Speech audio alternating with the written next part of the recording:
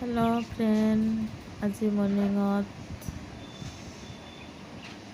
घৰৰ কাম स्टार्ट কৰিলোঁ। আজি ব্লগটো কামেৰে আৰম্ভ কৰিলোঁ। চব আগত কাপোৰখিনি গুচাই লওঁ।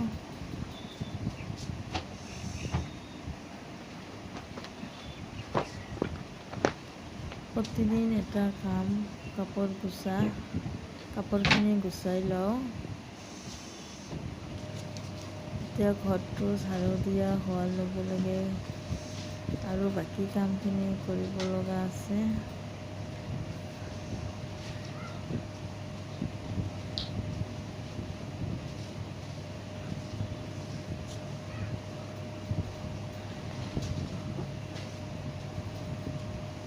এই পালেঙৰ তলৰখিনি ঘৰ ঝাৰু দিয়া, একেবাৰে ভিতৰত নোসোমায় ঝাৰুখিনি। যিখিনিলৈকে যায় সেইখিনিলৈকে ঝাৰু দিয়া হয়। এতিয়া চব্জি বনাওঁ, চব্জিখিনি কাটি থৈ দিওঁ। পিছত বনাওঁ। আমাৰ মইনা স্কুলত গৈছে, আহিব আৰু সেইকাৰণে সোনকালে কামখিনি কৰি ল'ব লাগে। কাটি লওঁ।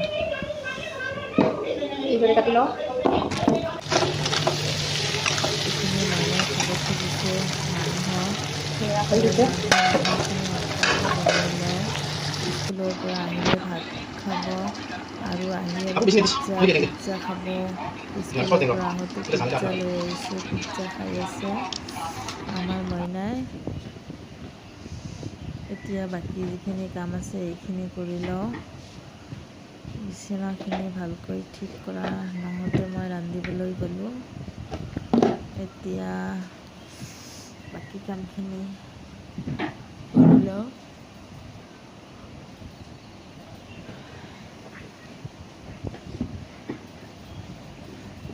মৰ্ণিঙত অলপ সোনকালে কাম কৰিব লগা হয়। বাকী এটা ঘৰ ঝাৰু দিছোঁ, এটা দিয়াই নাই।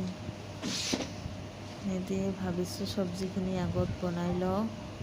পটককৈ আহি যাব স্কুলৰ পৰা, আহিলে আৰু খাবই খুজিব। সেইকাৰণে এটা ৰুম ঝাৰু দি আৰু এটা ৰুম ঝাৰু নিদিয়ে চব্জিখিনি বনাই ল'লোঁ। এতিয়া বাকীখিনি কৰি লওঁ। স্কুলৰ পৰা আহিলে পটককৈ ভাতখিনি দিব পাৰিম।